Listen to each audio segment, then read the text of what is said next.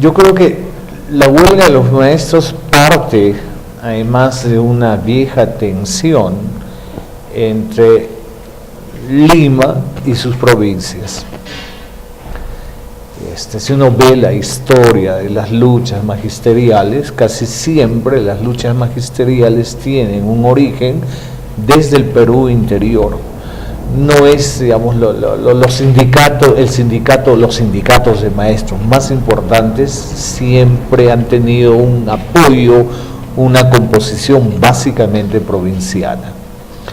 Y además, más allá de lo que es el documental, la filmación, el trabajo que tú has hecho, que te felicito, está bien, es bien interesante, creo que nos muestra justamente esa relación entre la capital, sus provincias, entre una manera oficial, estatal de ver la educación y una manera local, regional de entender la educación.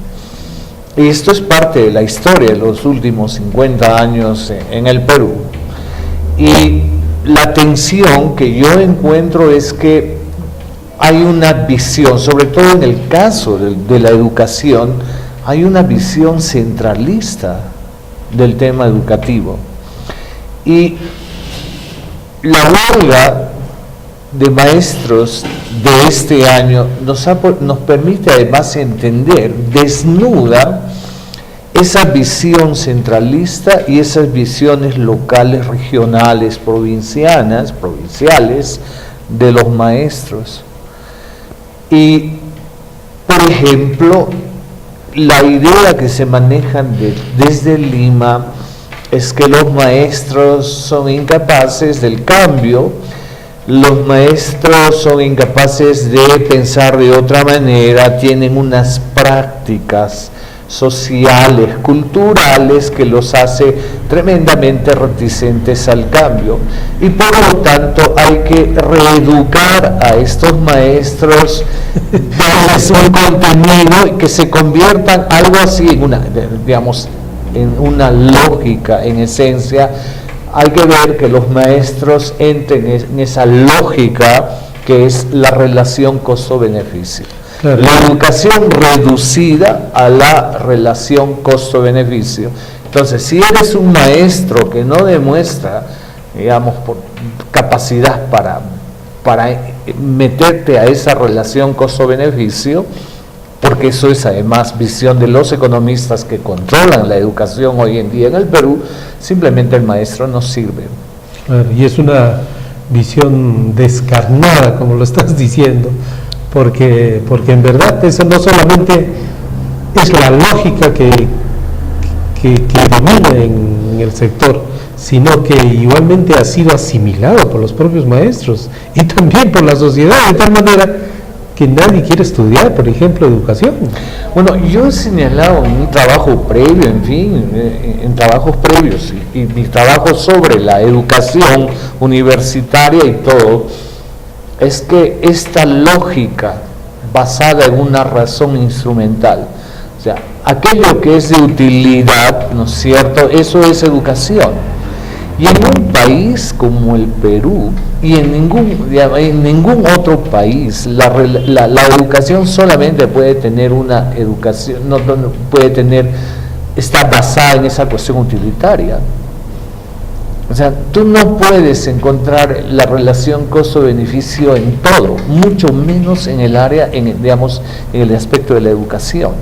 Entonces el problema es complejo ahí. Claro, pero en términos estratégicos, si es que no se aborda a profundidad el tema de los maestros, el tema de costo real, costo-beneficio, va a ser cada vez peor. Bueno, eso se da en la educación pública, preuniversitaria, y lo estamos viendo en la universidad. Y lo que esta visión, además centralista, discriminadora, desde un grupo de economistas, desde gente que ve el Perú con los anteojos, digamos, centralistas de la capital, implica entonces que para, digamos, lo que queda de educación pública tiene que tener una finalidad última y más importante que cualquiera. Estas provincias, estas universidades y escuelas del interior del país tienen que servir para un tipo de educación tecnológica, finalmente, que sirva para algo en términos productivos y nada más. Y lo que estamos viendo es que cada vez es más intensa esa cuestión de aislar, de generar universidades de gente pensante, unas cuantas en el Perú, privadas, y universidades nacionales, públicas, colegios públicos, donde lo único que haces es preparar al pobre que no tiene cómo mandar a sus hijos, no tiene cómo estudiar en centros privados, lo preparas para ser un peón del sistema, digamos, un elemento productivo. Aprendes tecnología y nada más. Si tú ves en estos últimos días, a raíz de la huelga, etcétera, se empieza a hablar ya más abiertamente de que la educación en el Perú, digamos, tiene que ser tecnológica. Y alguien hoy día, creo que en una publicación se habla de que si el 76% de los estudiantes del Perú no acceden a la universidad, entonces, ¿qué tipo de educación hay que darles? Una educación tecnológica. Entonces, tú quitas la posibilidad de los estudiantes de centros, de institución de la educación pública, les quitas la posibilidad de pensar de manera distinta a la que nos analizan, nos piensan, nos representan los burócratas, los tecnócratas de Lima. Y ese es el gran problema. O sea, un país donde la educación va a ser pensante solo en algunas universidades privadas y el resto de la educación va a ser una educación para el trabajo, para generar no pensante, sino mano de obra calificada. Ahora, todo esto que estás tú razonando respecto a la reforma educativa, ¿cuánta coherencia le encontramos? ¿O finalmente es un desencuentro? ¿O estamos en una apuesta que en realidad nos va a llevar a otra cosa y no precisamente a levantar la educación como queremos? Bueno, ¿por qué crees que el ministro supuestamente más exitoso, etcétera, de los últimos años ha sido Jaime Saavedra? Un viejo funcionario del Banco Mundial que ahora ha dejado de ser ministro y que ha vuelto al Banco Mundial. Y el modelo que se impone es un modelo de una educación para el sistema y una educación de las políticas públicas son aplicadas a nivel mundial en determinados países. Y algo que nosotros no tomamos en cuenta y que la tecnocracia, ¿no es cierto?, que maneja finalmente la educación desde Lima, desde el Ministerio de Educación, algo que no se toma en cuenta es que las experiencias educativas más exitosas en el mundo parten de lo suyo y no parten de un modelo desarrollado como política pública aplicada a nivel mundial. Entonces, ¿cómo pensar un modelo educativo nacional que parte de la situación que es el Perú? Un país tremendamente diverso, un país que termina generando diferencias entre el centro, la capital del país y las provincias. Entonces, ¿cómo pensar una educación que tome en cuenta eso, que tome en cuenta las particularidades regionales, locales? Ahora, en la lógica que estás planteando, quiere decir que no estamos encaminados. No, o sea, ser exitoso, aumentar algún lugar en las pruebas PISA, ¿no es cierto?, en lectoescritura, razonamiento matemático, no significa que está resuelto el problema educativo. Y ese es el Perú de hoy en día, ¿no es cierto? Se cree que subes lugares en el ranking de las pruebas PISA y ya es un éxito educativo. Claro, puede ser un éxito desde una lógica de las políticas mundiales en términos de educación, pero no es un éxito en términos de un país como el Perú, que es tan diverso, cultural, ¿no es cierto?, con una diversidad cultural tremenda, pero además donde las relaciones entre centro y periferia, donde es el centro del Perú y lo que son las provincias, son especiales. Entonces, ¿cómo pensar en una educación en esos términos? Entonces, hay una propuesta educativa que en realidad no está encajando dentro de la realidad peruana, con sus características, sus particularidades. Ahora, la propuesta que viene desde los profesores, con el discurso que hemos escuchado, ¿cómo lo ves? Bueno, puede haber, lejos de esta tontera que un ministro del Interior como Carlos Basombrío, en fin, dice, ¿no?, de la influencia del Movadef, en fin, pero hay visiones, digamos, no radicales, pero hay visiones pasatistas del tema educativo, ¿sí? Puede haber esas visiones, pero en todo caso yo no veo una propuesta educativa desde los propios maestros. Si tú te das cuenta, digamos, claro, hay una propuesta educativa desde el Ministerio de Educación con esta lógica del costo-beneficio, pero desde los maestros tampoco hay una propuesta alternativa de educación.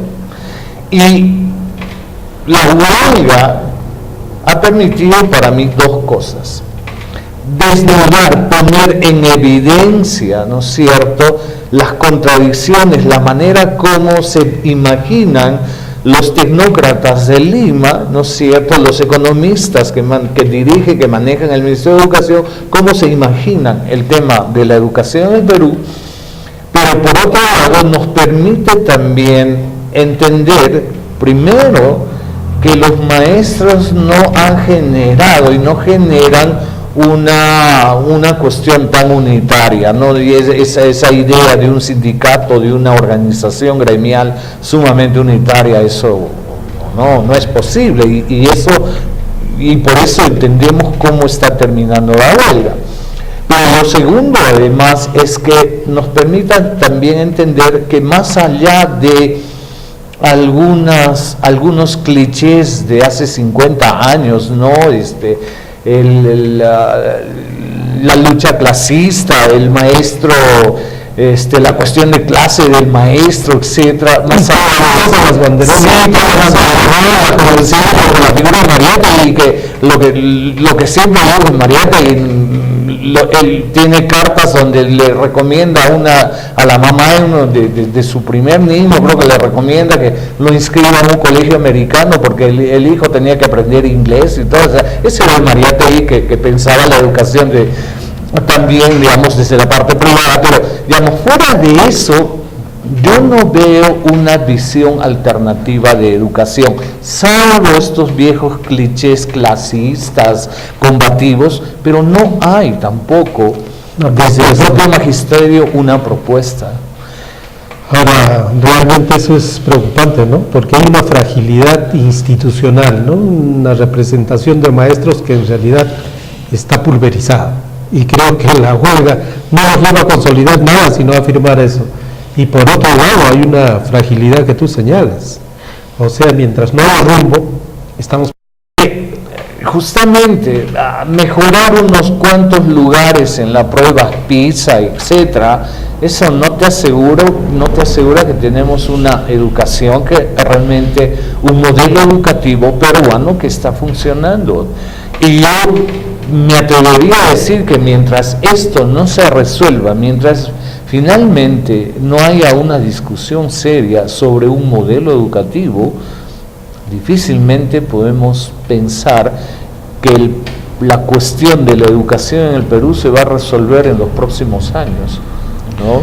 Ahora, la gran pregunta ahí de todos los que nos ven en el programa será entonces decir, ¿qué hay que hacer? 2, 3 cosas para poder por lo menos enrumbarnos y realmente abordar el tema como debiera ser. Bueno, la primera cosa es que, digamos, en lo inmediato, la ministra de Educación tiene que dar un paso al costado. Y realmente de ministro de Educación o ministra de Educación tiene que haber pues un educador, una educadora.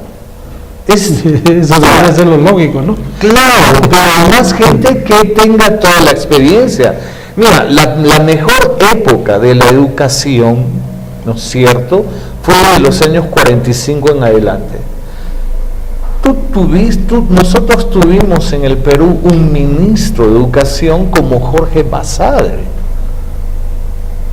Tuvimos en educación peruana la participación, en el caso de la historia de la Universidad de Huamanga, como consultor, ¿no es cierto?, esa palabra consultor, tuvimos como consultores del tema de la educación en Ayacucho, de la educación universitaria en Ayacucho, a José María Arguedas, a Luis El Valcárcel, gente que no solamente eran antropólogos, pero que eran educadores.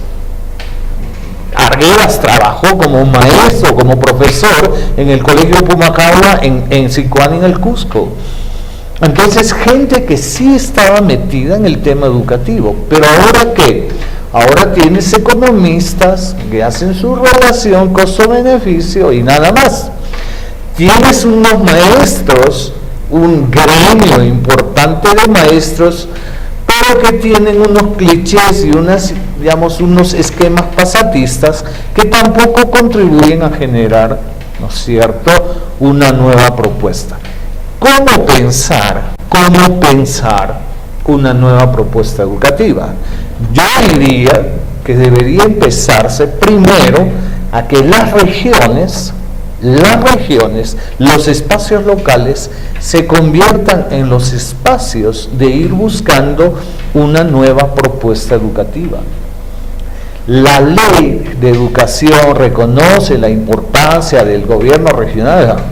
El problema que con un presidente, con un gobernador regional como el que tenemos, que lo único que hace es subirse al coche de la educación, ¿no es cierto?, para ver y aparecer en la foto, para que no le digan que este ocioso más para en Lima y no en Ayacucho, así no vamos a resolver el problema. Pero ¿cómo empezar a trabajar el problema, la perspectiva, la propuesta de educación desde un plano regional? Empecemos por lo más pequeño y después llegaremos a un consenso nacional. Bueno, hay algunos documentos del Acuerdo Nacional, hay el Plan Educativo Nacional, hay los planes educativos regionales, que en todo caso habría que volver a repensarlos, discutirlos de manera conjunta, pero buscando la concertación y buscando sobre todo también el respeto entre los diferentes, ¿no? Porque normalmente nos juntamos entre los que pensamos igual. Exacto. Y entonces no tiene sentido, pues, ¿no? Porque quienes están pensando la política educativa son distintas instituciones, ONGs, la mesa de concertación, pero los profesores y el SUTE nunca ha estado en el tema, nunca. Por eso tienen que participar, porque sus viejos clichés tampoco ayudan mucho. Entonces, ¿cómo, ahora que finalmente se demuestra que hoy más que nunca un sindicato, un gremio unitario a nivel del país no se va a dar, no se va a producir? Entonces, ¿cómo asumir ante la población el compromiso de empezar un diálogo regional? ¿Sí? Un diálogo regional, incluso un diálogo local. Por ahí empecemos.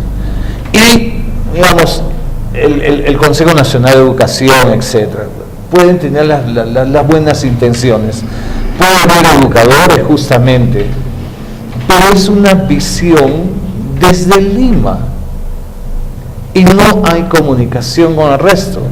Claro, el resto no reacciona. No, además hay una serie de ideas prejuiciosas.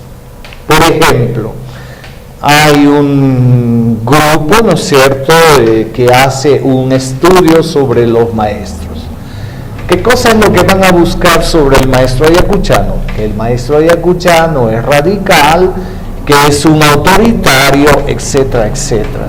Entonces la idea preconcebida es que siempre los maestros de Ayacucho, de Huancavelica, son radicales, están pensando, y además son tremendamente autoritarios. O sea, un investigador de Lima va a venir para encontrar esa idea, ese prejuicio, simplemente para confirmarlo. Eso no ayuda a la educación.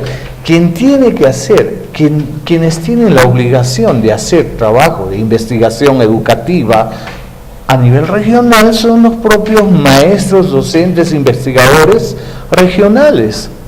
Y eso, ahí se tiene que trabajar. Y eso resulta siendo vital.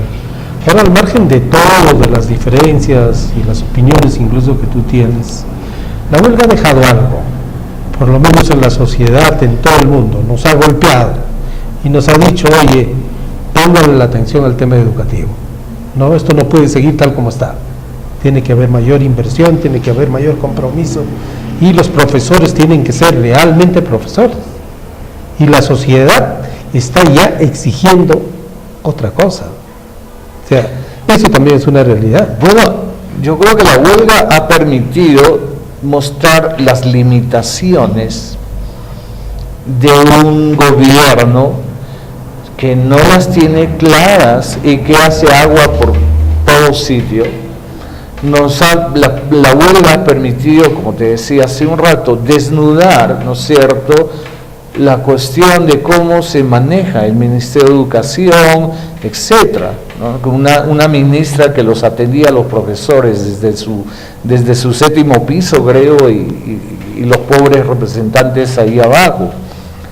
Pero además, la huelga nos ha permitido también entender que desde la propia agremiación docente hay limitaciones. Entonces, ¿cómo, más allá de lo que ha sido, digamos, importante para el gremio de maestros, ha permitido entender las limitaciones del centralismo, pero también la huelga permite entender los límites del movimiento sindical y gremial de los maestros? Bueno, ahí hay evidencias y evidencias claras que tenemos que asimilarlo desde la propia sociedad, desde cada ciudadano, cada padre de familia, y ver la complejidad de un tema como este. Jeffrey, muchas gracias por habernos ayudado a poner otros elementos distintos para analizar la problemática educativa en nuestro país. Gracias a ti. Bueno, muchas gracias.